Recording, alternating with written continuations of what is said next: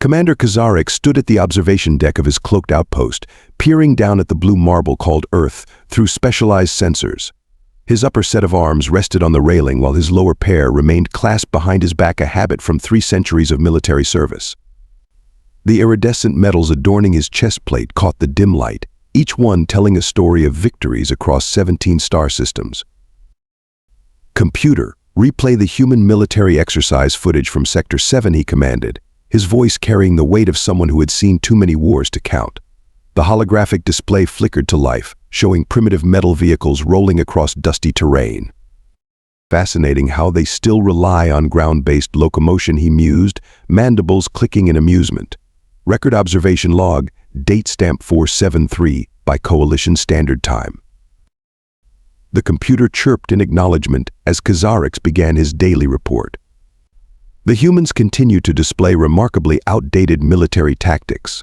Their reliance on combustion-based projectile weapons suggests a species at least 4 centuries behind minimum Coalition standards. Their aircraft still use atmospheric lift rather than gravity manipulation. Most amusing. A sudden alert interrupted his dictation. "Commander, priority message from High Command," the computer announced.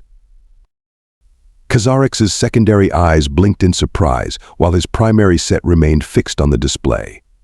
In 300 years of observation posts, High Command had never sent a priority message. "Display," he ordered, straightening his posture. The message scrolled across his field of vision. "First contact protocol initiated. Earth governments detected Coalition presence. Diplomatic meeting arranged. Commander Kazarix to serve as military liaison." Well, Kazarix muttered, scratching the sensitive spot between his mandibles with a clawed finger. "It seems our primitive friends aren't quite as unobservant as we thought." He pulled up the human military database he'd compiled over the past decade. The files were remarkably thin compared to other species he'd studied. No space combat experience, no energy weapons, no shield technology. Their most advanced units still relied on satellites for communication, actual physical objects floating in orbit like ancient space debris. "Computer, bring up my preliminary species threat assessment," he commanded. The display showed a pathetically low number 2.1 out of 10 on the Coalition threat scale. Kazarix had personally assigned that rating 5 years ago. Most spacefaring races ranked at least a 6. Walking to his private quarters, Kazarix began preparing for the upcoming diplomatic meeting. His ceremonial armor, worn for 17 first contact events, gleamed under the lights as he pulled it from storage. Each scratch and dent told a story of battles won and enemies subdued. "To think High Command considers this necessary," he grumbled, checking his translator implant's Earth language databases. "We could conquer their entire planet with a single battle fleet. But no, we must follow protocols." The computer interrupted again. "Commander, High Command has transmitted the meeting coordinates in time. The humans have requested a neutral location in something called Switzerland." Kazarix barked out a laugh. "They still divide their planet into territories? How quaint." He studied the location data anyway, ever the thorough commander. His secondary eyes caught something interesting. The meeting site sat atop a mountain, accessible only by primitive cable cars or helicopters. Defensive positioning, he noted with grudging approval. Perhaps not completely tactically inept, he immediately dismissed the thought. After all, what could a species that hadn't even cracked basic antimatter containment teach him about warfare? If only he knew how wrong he was. The meeting room atop Mount Pilatus buzzed with tension. Humans in pressed military uniforms lined one side of the long table, while Coalition representatives occupied the other. Commander Kazarix sat near the center, his 4 arms folded in what his species considered a relaxed pose. To the humans, he probably looked like a mantis ready to strike. "Welcome to Earth," General Marcus Stone began, his voice steady despite the historic nature of the moment. "We appreciate the Coalition's willingness to meet after we detected your observation posts." Kazarix's translator implant handled the primitive sound waves humans used for communication. "The Coalition extends its greetings," he responded, mandibles moving in precise patterns. "Though I must admit surprise at your detection capabilities." A woman 2 seats down from General Stone smiled. Her uniform identified her as Major Alexandra Winters. "We may not have gravity manipulation, Commander, but we do know how to spot anomalies in our own backyard." The way she said it, calm, confident, almost playful, caught Kazarix off guard. In his experience, lesser-developed species usually showed fear or excessive deference during first contact. This one acted like she was chatting at a social gathering. "Major Winters leads our Special Operations Analysis Division," General Stone explained. "And this is Lieutenant James Reeves, our Chief Military Historian." The lieutenant, a younger man with alert eyes and a datapad in front of him, nodded respectfully. "Commander, your observation post stealth technology is remarkable. We only found it because someone noticed birds never flew through a particular patch of sky." Kazarix's secondary eyes blinked rapidly, his species equivalent of a surprised cough. Birds? They detected advanced coalition stealth technology because of birds? "I see," he managed, trying to maintain his diplomatic composure. "Perhaps we should discuss the purpose of this meeting. The coalition wishes to establish formal relations with Earth's military command structure." "Of course," Major Winters replied. "Though first, we'd love to hear about your military experience. 300 years of service that must include some fascinating stories." Kazarix straightened in his chair. Finally, familiar territory. "I have commanded fleets in 17 major conflicts. My most recent campaign involved subjugating a rebellion in the Proxima system using only 3 destroyer-class vessels." Lieutenant Reeves leaned forward. "Impressive. Though I'm curious about your ground combat experience." The ground combat, Kazarix's mandibles clicked in amusement. "Modern warfare happens in space, Lieutenant. Only primitive species still fight on the ground." An uncomfortable silence fell over the room. Major Winters and Lieutenant Reeves exchanged glances that Kazarix couldn't quite interpret. The coalition's xenopsychologists had warned him that humans relied heavily on subtle facial expressions. General Stone cleared his throat. "Commander, perhaps we could share some of our military history. Give you a better understanding of how we operate." "If you insist," Kazarix said, his tone carrying just a hint of condescension. "Though I've studied your conflicts extensively. Rather straightforward affairs from what I've seen." Major Winters raised an eyebrow. "Straightforward? Lieutenant Reeves, why don't you tell the commander about the Winter War?" "The winter season? You classify wars by weather patterns?" Kazarix asked, genuinely confused. Lieutenant Reeves pulled up something on his datapad. "Not exactly, Commander. This is a specific conflict. But before I begin, I should warn you some of these tactics might seem unusual to someone of your experience." "I doubt you could surprise me, Lieutenant. I've witnessed combat across 3 centuries and 17 star systems." Major Winters' smile returned, but this time it reminded Kazarix of a predator about to pounce. "Oh, Commander," she said softly, "you have no idea what you're about to hear." The way she said it sent an unfamiliar sensation down Kazarix's spine. He had faced plasma cannons and antimatter torpedoes without flinching, but something about these humans made his carapace itch. As Lieutenant Reeves began his presentation, Kazarix noticed the other coalition representatives shifting uncomfortably in their seats. Perhaps this meeting wouldn't be as routine as he'd expected. Lieutenant Reeves tapped his datapad, projecting a stark winter landscape onto the conference room's main screen. The year was 1939, he began. A small nation faced an invasion from a military force that outnumbered them 4-1. Kazarix's mandibles twitched dismissively. Simple mathematics. The larger force would prevail. "You would think so," Major Winters interjected. "Please continue, Lieutenant." "The defenders were outgunned and outmanned," Reeves continued. "Their enemy had tanks, while they had homemade explosives and hunting rifles. But they had something else, knowledge of winter warfare that went beyond anything their opponents had imagined." The screen showed soldiers on skis dressed in white. They would attack in small units, strike hard, then vanish into the snow. They became known as ghost soldiers. The enemy never knew where they would appear next. Kazarix leaned forward slightly. "Irregular warfare. Inefficient." "Inefficient," Major Winters raised an eyebrow. "They destroyed over 2,000 enemy vehicles and inflicted casualties at a rate of 5-1 in their favor, all while being massively outnumbered and outgunned." General Stone nodded toward another officer, who pulled up new images. And that's just one example, Commander. Let me tell you about the tunnels of Chi. Over the next hour, the humans shared story after story. They spoke of soldiers who survived weeks behind enemy lines with nothing but a knife and their wits. Of medics who crawled through artillery fire to save wounded comrades. Of troops who held positions against impossible odds, armed with nothing but determination and improvised weapons. Wait, Kazarix interrupted, his secondary eyes blinking rapidly. You're saying these soldiers dug hundreds of kilometers of tunnels by hand, without molecular disruptors or mining drones? With shovels and picks, Major Winters confirmed.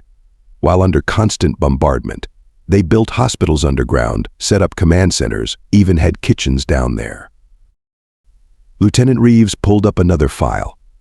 Commander, have you heard of the Gurkhas?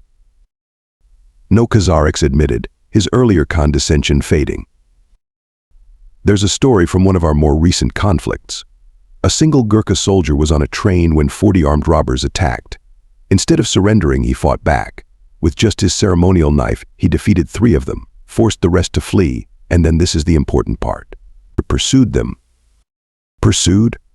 Alone, Kazarix's translator must be malfunctioning. Yes, he later said, and I quote, I had to chase them to show them that a Gurkha soldier is not a coward. Major Winters smiled at Kazarix's obvious discomfort.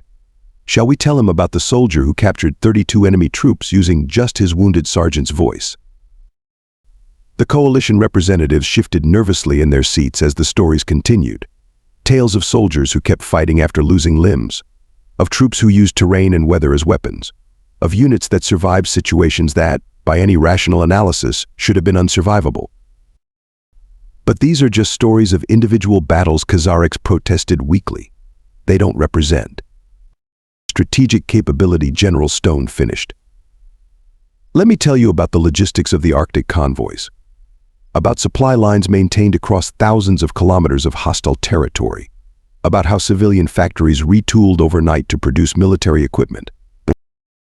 As the human spoke, Kazarix began to understand something that shook him to his core. Every story showed not just courage or tactical innovation, but a kind of relentless adaptability he'd never encountered in 3 centuries of warfare. These soldiers, he said slowly, they operated without direct orders, made tactical decisions in the field. Of course, Major Winters replied. We call it mission-type tactics or command initiative. Every soldier, from the highest general to the lowest private, is trained to think and adapt. Lieutenant Reeves nodded. There's an old saying, no plan survives contact with the enemy, so we train our people to improvise, adapt, and overcome. The images kept coming. Soldiers crossing freezing rivers, troops fighting house to house in shattered cities, medics performing surgery in caves with improvised tools.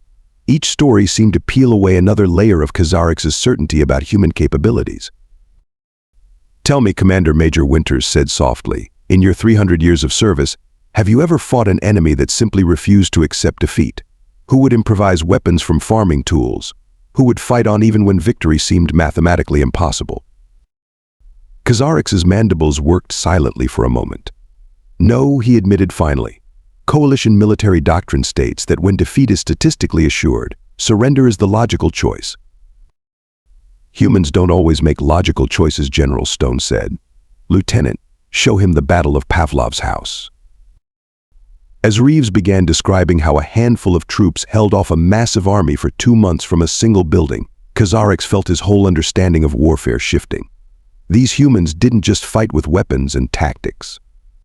They fought with innovation, with improvisation, with a stubborn determination that bordered on madness. And they were smiling as they told these stories. Smiling. Perhaps, Kazarix said carefully, I should revise my initial assessment of human military capabilities. Oh, but Commander, Major Winters replied, her smile widening, we haven't even gotten to the really interesting stories yet. Kazarix felt his carapace grow cold. There was more. Major Winters stood up and walked to the window overlooking the Swiss Alps. Commander Kazarix, you mentioned earlier that modern warfare happens in space. That distance removes the personal element. But let me tell you about a different kind of warrior. She turned back to face him.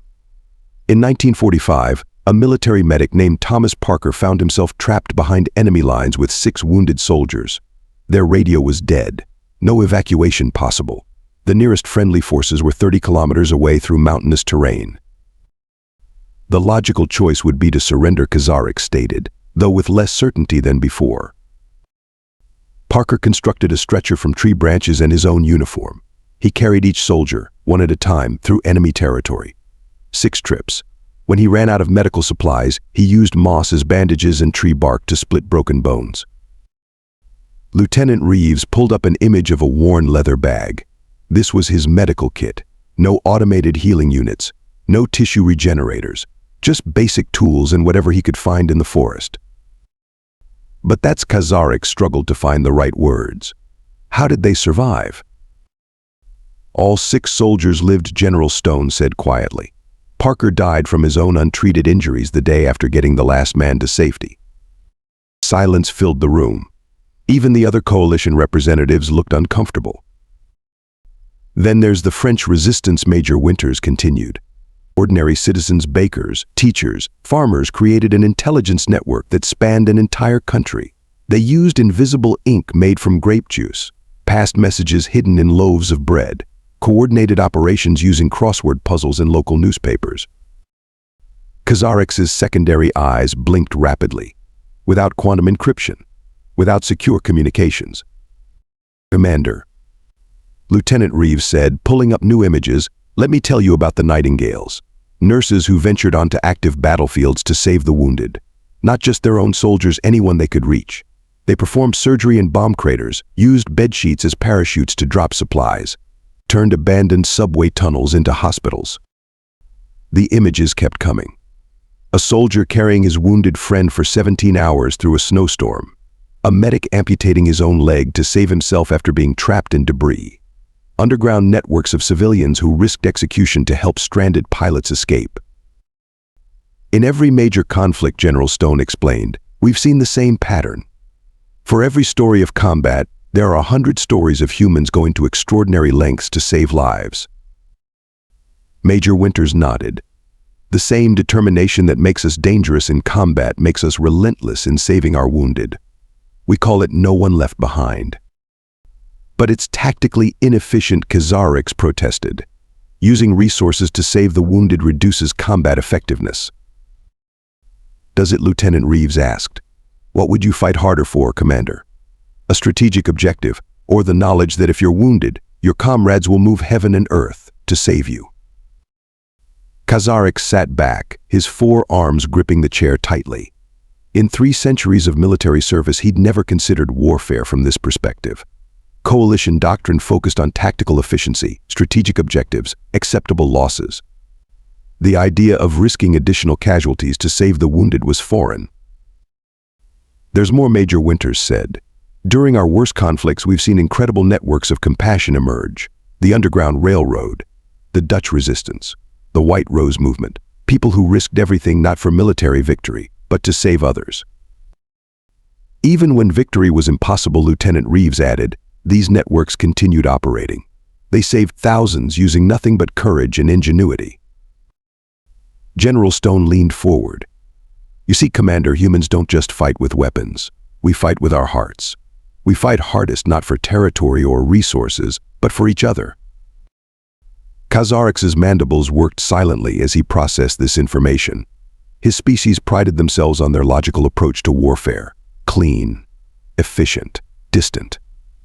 But these humans, they threw themselves into the worst of situations, armed with primitive tools and sheer determination, not just to fight but to save.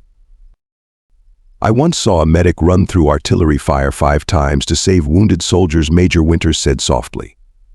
When I asked her why, she just said, because they needed help, simple as that. The room fell silent again. Outside, snow began falling on the mountain peaks, reminding Kazarix of the winter warfare stories he'd heard earlier. How many more stories were there? How many more examples of this peculiar combination of ferocity and compassion? Your official records, he said finally, they don't show any of this. No, Lieutenant Reeves replied. Some things can't be captured in tactical reports or battle statistics. Sometimes the most important stories are the ones that don't make it into the official records. Kazarix looked at his datapad, at the neatly organized battle reports and statistical analyses he'd compiled over years of observation. They suddenly seemed inadequate, missing something essential about these strange, contradictory creatures who fought with such fury yet risked everything to save a single life. I believe, he said carefully, I need to completely reassess my understanding of human warfare.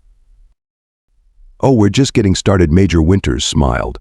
Wait until you hear about our more recent innovations. Major Winters nodded to Lieutenant Reeves, who dimmed the room's lights. Commander, what you're about to see changed the very nature of warfare on Earth.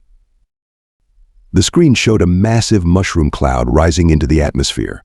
Kazarix's primary eyes widened, while his secondary pair narrowed to pinpoints.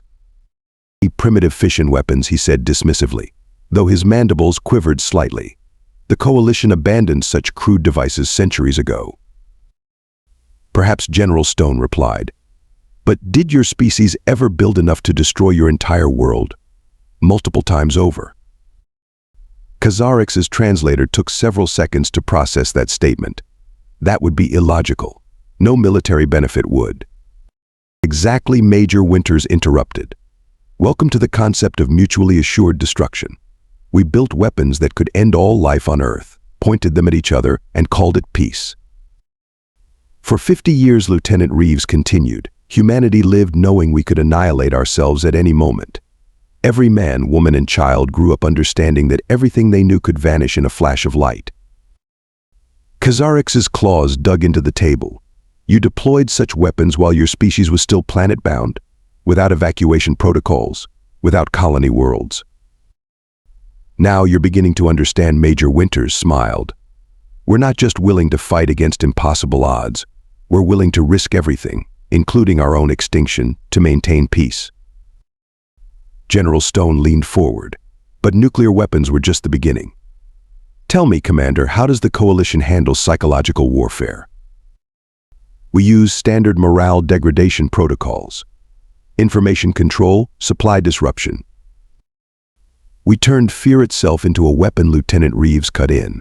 Created entire military units dedicated to spreading terror through nothing but rumors and misdirection.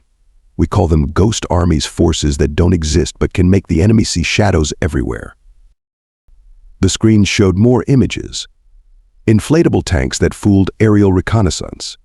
Entire phantom armies created through radio chatter and false intelligence. Soldiers who painted themselves as demons to terrify their opponents. During one conflict, Major Winters added, we convinced an enemy force that a single sniper had killed hundreds of their soldiers. The sniper didn't exist, but the fear was real. They became so paranoid they started shooting at shadows. Kazarix's carapace had taken on a distinctly paler shade. This is primitive psychological manipulation. Primitive, General Stone raised an eyebrow. You're thinking like a coalition commander, relying on technology and protocols. We weaponized the human mind itself, made our enemies defeat themselves through fear and paranoia. And the most terrifying part, Major Winters stood again, her shadow falling across Kazarix. We unite. When faced with a common threat, humans can set aside centuries of hatred in a heartbeat. Lieutenant Reeves nodded. Bitter enemies becoming allies, soldiers sharing rations with former adversaries, entire nations mobilizing overnight. Impossible, Kazarix whispered, but his translator betrayed a tremor in his voice. During our worst global conflicts, General Stone continued, we produced more military equipment in months than some nations had built in decades, converted civilian factories overnight, trained millions of soldiers in weeks. Major Winters placed her hands on the table, leaning toward Kazarix. So tell me, Commander, what happens when humanity unites against an external threat? When we take all that innovation, all that determination, all that capacity for both creation and destruction, and point it at a single enemy. The room fell silent except for the soft hum of electronics. Outside, storm clouds gathered around the mountain peak, casting dramatic shadows through the windows. Your observation post, Lieutenant Reeves said quietly. We didn't just spot it by accident. We let you watch us, studied how you studied us, used your own surveillance against you. Kazarix's translator failed completely for several seconds as he processed this information. When it recovered, his voice had changed, losing all traces of its former condescension. "You're not primitive at all, are you?" he said, finally understanding. "Everything I've seen, everything I've reported, you wanted me to see it." "Now you're getting it," Major Winters smiled. "Those outdated weapons you observed? Deliberately visible. The primitive tactics? A carefully crafted show. You saw exactly what we wanted you to see." "And this meeting?" Kazarix asked, dreading the answer. General Stone's expression hardened. "Consider it a friendly warning, Commander. Humanity isn't interested in conquest. We don't want your technology or your territory. But if the Coalition ever considers Earth a target..." He left the sentence unfinished. He didn't need to complete it. Kazarix had seen enough to understand. These humans, these terrifyingly unpredictable creatures, had systematically dismantled his confidence without firing a single shot. Major Winters' smile returned, but it no longer seemed friendly. "Shall we discuss terms for peaceful cooperation?" Back aboard his observation post, Commander Kazarix sat at his command console, all four hands trembling slightly as he began his final report to Coalition High Command. Priority transmission. Security level black. To Supreme Command, Coalition Military Authority. From Commander Kazarix, Earth Observation Post Alpha. He paused, mandibles clicking as he carefully chose his words. "I must revise all previous assessments of human military capabilities. My earlier evaluation was not merely incorrect, it was dangerously wrong. Humanity represents a unique threat level that cannot be quantified using standard Coalition metrics." The status light blinked, indicating his message was being received in real time. Somewhere in the Coalition capital, his superiors were listening. Good. They needed to understand. These humans are not merely warriors. They are survivors. They have fought wars without energy weapons, without shield technology, without orbital supremacy, and emerged stronger. They turned their entire planet into a battlefield, developed weapons that could destroy their own civilization, and called it strategy. Kazarix glanced at the view screen showing Earth below. Such a peaceful-looking blue sphere, such a deceptive appearance. Most critically, humans possess a quality I have never encountered in 3 centuries of military service. They reject the very concept of impossible odds. When faced with overwhelming force, they do not surrender, they innovate. They adapt, they overcome. He brought up the footage from the diplomatic meeting, studying the faces of Major Winters and Lieutenant Reeves. Their smiles now seemed less friendly and more predatory. They have mastered forms of warfare we never imagined. They weapon fear itself, turn their own nuclear annihilation into a peace strategy, create armies from nothing but rumors and shadows. Even now, I suspect they are watching me write this report, analyzing every word. A warning light flashed on his console movement near the observation post. Kazarix checked the sensors and barked out a laugh. Birds, flying through that same patch of sky that had revealed their presence. Were the humans taunting him? My final recommendations are as follows. First, immediately cease all military surveillance of Earth. They are aware of our presence and have been manipulating our intelligence gathering. Second, classify humanity as a level black civilization despite their technological limitations. Their innovative capacity and psychological warfare capabilities make them far more dangerous than their weapons suggest. Kazarix's mandibles worked silently for a moment before he continued. Third, and most importantly, under no circumstances should the Coalition consider hostile action against Earth. These humans do not think like us. They do not fight like us. They have turned their own self-destructive tendencies into a defensive strategy. If threatened, they will unite. And I cannot predict what they might be capable of when united against an external threat. He stood, walking to the observation window. Storm clouds swirled over North America, lightning flashing in complex patterns. Were they signals? His sensors said no, but now he doubted everything his instruments told him. In conclusion, I recommend immediate diplomatic recognition of Earth as a sovereign power and the establishment of peaceful trade relations only. Any attempt at military coercion would be inadvisable. Kazarix paused one final time, considering his next words carefully. Personal addendum in 300 years of service. I have never encountered a species that made me question everything I thought I knew about warfare. The humans have a saying. Appearance can be deceiving. They turned that simple concept into an art form. They showed me only what they wanted me to see, led me to underestimate them, then systematically dismantled every assumption I had made. The console chimed, indicating an incoming message. From Earth. From Major Winters. Commander, her voice came through clearly, enjoying the view. The lightning is particularly beautiful tonight, isn't it? Kazarix stared at the storm patterns again. They were not random. They never had been. "End report," he said quickly. "Authorization Kazarix Prime Black. Transmit immediately." Looking down at his homeworld, Major Winter's voice still echoing in his ears, Commander Kazarix finally understood something profound. The Coalition had not discovered Earth. Earth had revealed itself, precisely when and how it chose to. And that, more than anything else he had learned, terrified him completely.